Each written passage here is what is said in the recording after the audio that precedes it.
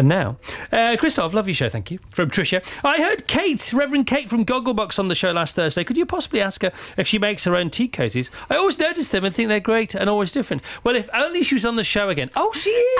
Hello, Kate. Good morning, Chris. So tell us the truth. Good morning about the tea cozies. Well, I always love a tea cosy. Who doesn't? It keeps the teapot warm. But once they'd appeared on the show on Gogglebox, people just started sending them. So we've got this we've got a hamper now, a massive basket in our lounge that's just overflowing with tea cozies that people have sent us. Are they all knitted? They're all knitted. They're knitted by various people that send them in. But Helen, my friend Helen Baird, knits most of them. And she's knitted you one, which is a Chris Evans tea cosy. And I've featured, haven't I? Look, yeah, it was on the show the other week. And it doubles up as a great bobble hat. OK, give us the Billy Connolly line, come on. Well, Billy Connolly said, never trust a man who, when left alone in a room with a tea cosy, doesn't try it on his head.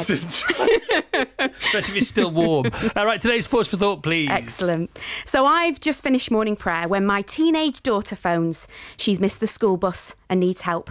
I've got assembly at the primary school at 9 and a nursing home visit after that. This is the last thing I need.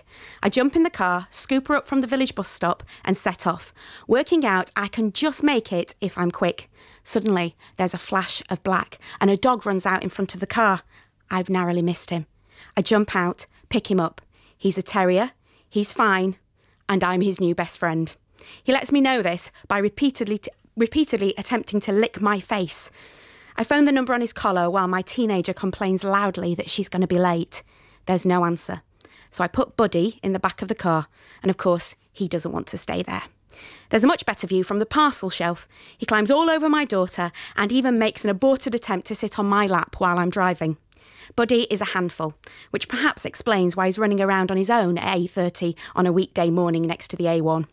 Taking Buddy with me for the rest of the morning could well end in disaster. I'm going to need a plan B. And so I knock on my friend's door. She's still in her dressing gown. No time to explain, I tell her, looking at my watch, but can you just look after this dog for an hour? But this isn't your dog, I just about hear her shout after me as I dash back to the car.